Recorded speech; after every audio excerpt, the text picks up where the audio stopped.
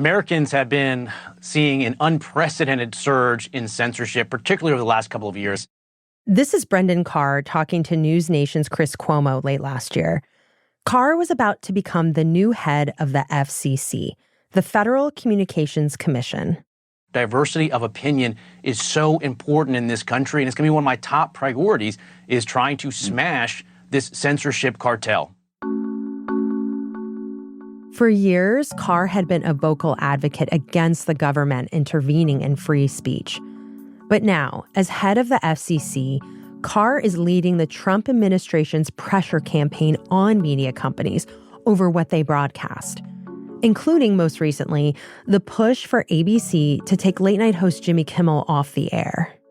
Brendan Carr's title is chair of the Federal Communications Commission, but in actuality, he is the guy that is really providing the muscle for Trump's anti-media agenda in the second administration. Scott Nover covers media for The Post, and Scott says Carr's supporters view him as a welcome corrective to what they perceive as inherently liberal broadcast media. But his critics, including some conservatives, worry that Carr is taking the FCC into dangerous territory. From the newsroom of The Washington Post, this is Post Reports. I'm Elahe Izadi. It's Monday, September 22nd. Today, how Brendan Carr, a previously little-known policy wonk, has taken center stage as Trump's media enforcer. Scott joins me to explain how Carr is possibly pushing the limits of the FCC and how media companies are responding to this pressure campaign.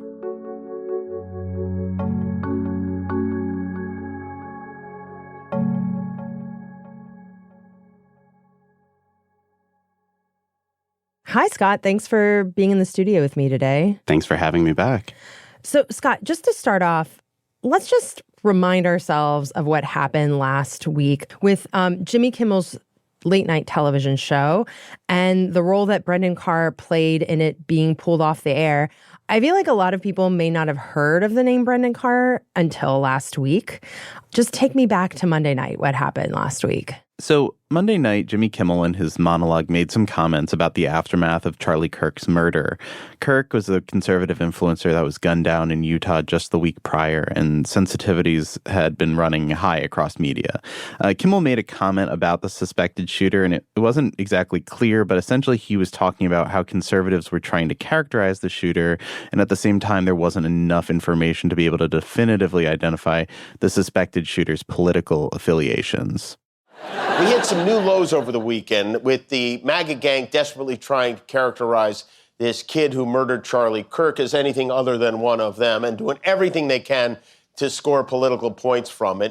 Yeah, and this is coming at a time when people are getting fired from their jobs for comments that they've made about Charlie Kirk after his murder. And so in this case, there was some conservative backlash to Kimmel's comments.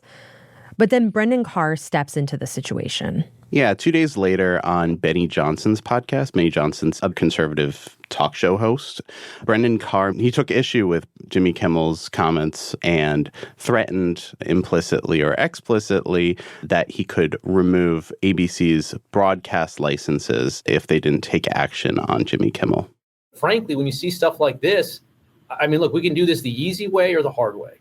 These companies can find ways to change conduct, to take action, frankly, on Kimmel, or, there's going to be additional work for the FCC ahead. In just a few hours after Carr made these comments, Nexstar and Sinclair, the two biggest owners of local ABC affiliates, said they wouldn't air Kimmel that night. Then ABC announced it was pulling Jimmy Kimmel Live off the air for an indeterminate amount of time. So what, ABC took Kimmel off the air because the FCC chair made a comment that sounded like a threat? Yeah, that's kind of the going theory. Brendan Carr would say that ABC was acting out of its own accord and that this is the free market exerting its will on comments that it didn't like. But to many Trump critics and Carr critics and people who are just very concerned about free speech in America, this looked a lot like government overreach and pressuring an independent media company to make a decision because of speech that the government didn't like. But just to be clear, Carr and the FCC didn't actually force ABC to pull Kimmel, right? ABC wasn't technically forced to do anything. People that support their decision could say that advertisers were starting to ask questions, and then affiliate station owners were exerting their will, and then ABC took action because Kimmel's show was untenable at the moment, and that's all free market forces. But what the First Amendment really protects against is government stopping speech. And what Brendan Carr was doing, kind of nudging ABC and Nexstar in that direction, is much closer to what free press advocates consider real censorship. So we'll get more into the workings of the FCC and what exactly it can and cannot do, but let's talk about Brendan Carr, because based on what we've talked about so far and in hearing him say what he said, I don't know, it doesn't sound like a typical FCC chair. They're usually these little-known bureaucrats. What was Carr like before he became the FCC chair? Yeah, I can't say that there has been a radical transformation, but he has evolved over time to have a more expansive view of what the FCC does and what it should have a say in. Brendan Carr was a lawyer at the FCC for a long time, and he rose to become the general counsel of the commission. Eventually, he was nominated as a commissioner of the FCC under Trump's first term in 2017.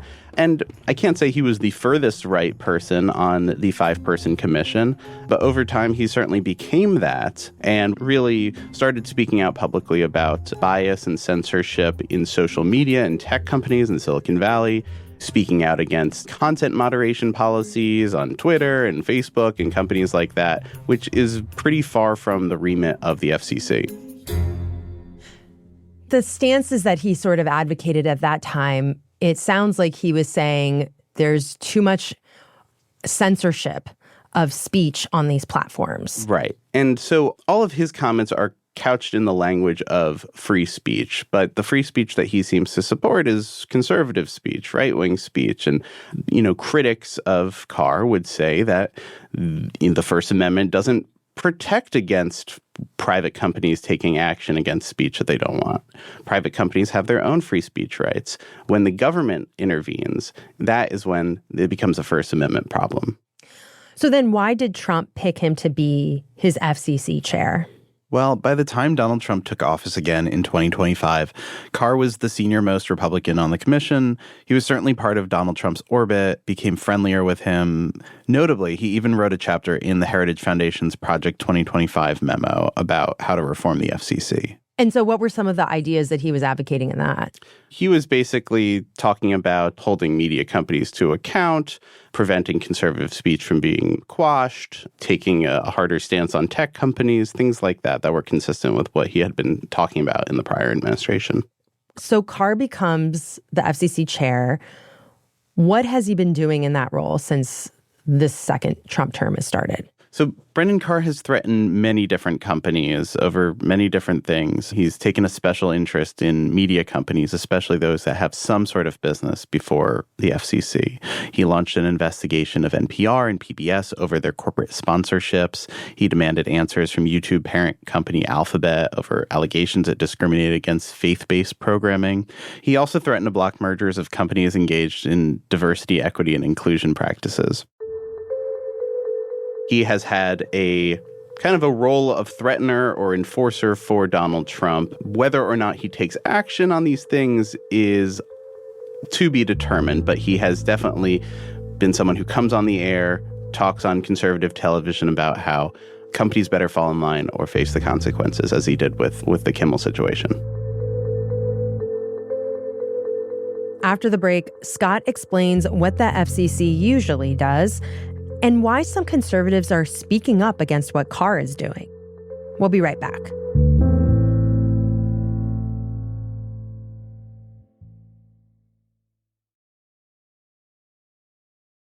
So, Scott, we've been talking about how, in normal times, the FCC chair isn't someone that many Americans may know by name. But now you have this FCC chair taking a starring role in the big political story of the moment.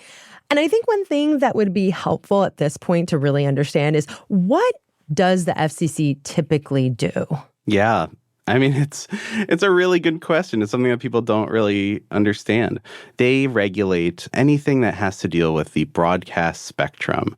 So, the origins of the commission and its predecessor really have to do with making sure that two entities aren't interfering on the same airwaves and that kind of bringing order to chaos. And as we've transitioned out from a broadcast-first media environment, the FCC has become less and less relevant. The commission doesn't even regulate cable networks like CNN or MSNBC or Fox News.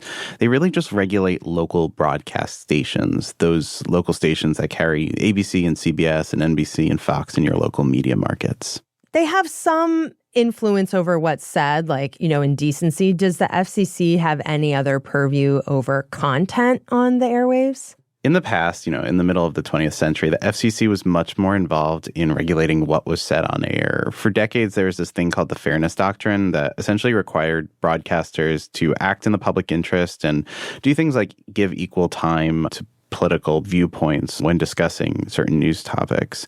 But that ended in the late 80s. And now the FCC has really taken a back seat and been much, much more about the technical side of broadcasting and not about the content, which really insulates them from a lot of critiques that they are violating the First Amendment.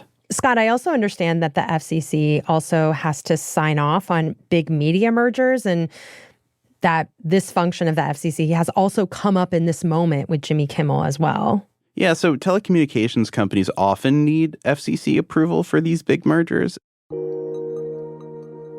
And there's some good examples of how these mergers have become politically complicated. If you recall, CBS owner Paramount was trying to merge with Skydance earlier this year, and it needed the FCC to approve. But Trump had a pending lawsuit against CBS over a 60 Minutes interview with Kamala Harris. And in the end, Paramount settled that lawsuit that many experts thought was pretty weak. And CBS and Paramount made a bunch of concessions, but the FCC approved the Paramount-Skydance merger. And now with the Kimmel situation, Nexstar, the company that initially pulled Kimmel off the air on its local stations, they also have business before the FCC. Nexstar is pursuing a $6.2 billion merger with another local TV company called Tegna. And here comes Brendan Carr making these comments about Kimmel and what will happen if companies don't make changes. The FCC, he said, will need to do additional work. And has Nexstar said anything about why they did this, and specifically the going theory that they did this because they want FCC approval of this merger? Nexstar hasn't commented on implications that they did this under government pressure or to appease the government. They merely say that they took issue with Kimmel's comments and decided that this is best for the communities that they serve. You mentioned the FCC deals with broadcast licenses. Could the FCC pull the broadcast license, effectively taking a network off the air for airing stuff that it doesn't like? Probably not. This has almost never happened. Usually when a broadcast license is pulled, it is because the station is not really functional or there's some sort of gross misconduct about how it's being run. Maybe it's owned by, someone in federal prison or something like that. There are one or two examples from decades past in a very different era of the FCC where broadcast licenses were pulled. But this is generally not something that people consider within the purview of the FCC. But I have to say that we are in a moment where throughout the government, there are a lot of things like this, like, oh, this is unprecedented, probably illegal. But then the Trump administration does try to do these things and kind of test the limits here. Are the experts and the legal experts that you and your colleagues talking to, do they view this as almost like a test case of the limits of the FCC? And like, if they actually move to do this, like an expansion of the FCC's powers? That's the key thing is if they move to do this, they haven't actually tried to take away a broadcast license yet. But if you're reading the tea leaves, then you would assume that Brendan Carr will try to do that at some point. But yeah, it could be a test case before the Supreme Court or another high-level court and see just what is the power of this part of the administrative state. So I know that Democrats are criticizing Carr for the comments he made about Kimmel and ABC then pulling the late-night host off the air. House Democratic leadership has called on Carr to resign. That's not surprising to me. But I wonder about Republicans because for the past several years, there has been a lot of talk from conservatives, about censorship and railing against squashing speech and this portrayal of the left that they are the ones pressuring companies to do things to quote unquote cancel people over their speech and calling it censorship. And this sort of feels like the same thing. Have any Republicans addressed what Carr said about Kimmel? Right. And in the last few days, there have been two notable Republicans that have spoken out against Carr. Ted Cruz, the Republican from Texas, criticized Carr on his own podcast on Friday. Look, I like Brendan Carr. He's a good guy. He's the chairman of the FCC. I work closely with him. But what he said there is dangerous as hell. Then on Sunday, Rand Paul, the senator from Kentucky, weighed in on Meet the Press, criticizing Carr. Senator, do you believe that Brendan Carr's comments were appropriate? Absolutely inappropriate. Brendan Carr's got no business weighing in on this. And at least two other Republican senators, Todd Young of Indiana and Dave McCormick of Pennsylvania, have backed up at least some of Cruz's comments. The people who are kind of uncomfortable with this on the right, what is their argument against it? Well, they're saying that this is an affront to free speech and that the FCC shouldn't be pressuring private media companies to make editorial decisions. They might not like Kimmel. They might not like what he said. They might think that comments about Charlie Kirk have gotten out of hand since his death. And, but what Cruz and Paul and others have said is that the FCC shouldn't be in the business of censoring speech. And what about Trump and Carr? What have they been saying about this whole Kimmel situation? Carr has defended it adamantly. He thinks that this is the power of the free market exerting its will on, speech that it doesn't like. And he's said it's not, anything that he's done. And Trump has gone even further and said, it's time for NBC to take off Jimmy Fallon and Seth Meyers from the air. Two other late night hosts on NBC. Yeah. Just stepping back, you're a media reporter. How do you think of this moment right now where you have the FCC chair kind of weighing in on content in this way and you're having like a major talk show host taken off the air and questions about the future? I mean, I think it's part and parcel of what Donald Trump wants to be doing. I think Trump has made no secret that he has this ongoing war against the news media, which he's long referred to as the enemy of the people. Trump has sued several media companies, including most recently the New York Times, even though a suit against them was tossed out by a Florida judge. He banned AP journalists from covering White House events when they refused to call the Gulf of Mexico the Gulf of America. He successfully got Congress to defund the organization that doles out money to PBS and NPR stations. And even this weekend, I broke a story about how the Pentagon is forcing journalists to pledge not even to gather information unless the Defense Department approves it. So I think Carr in this role at the FCC is just carrying out this sentiment to the best of his ability. So what will you be looking out for as this kind of war on media continues? Sure. So I'll be looking at how private companies are interacting with the FCC and how the FCC is pressuring private companies to do their bidding. And more importantly, I'll be looking at whether Brendan Carr actually tries to pull a broadcast license or really expand what he believes the scope of the FCC is, to be much more involved in the editorial decisions of broadcasters.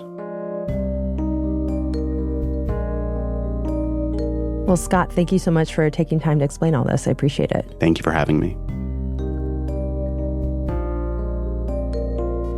After I recorded this conversation with Scott, ABC's parent company, Disney, announced that Jimmy Kimmel would return to his show on Tuesday night. Disney said it had pulled Kimmel off the air because, quote, we felt some of the comments were ill-timed and thus insensitive. Disney then said it was bringing Kimmel back after having had, quote, thoughtful conversations with him in recent days.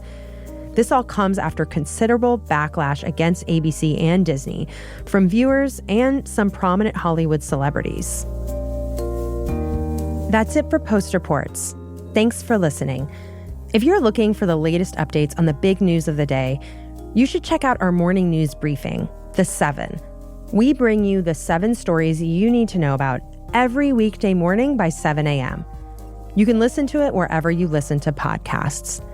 Today's show was produced by Peter Bresnan with help from Alana Gordon. It was mixed by Sam Baer and edited by Ariel Plotnick. Thanks to James Graff. I'm Elahe Izadi. We'll be back tomorrow with more stories from The Washington Post.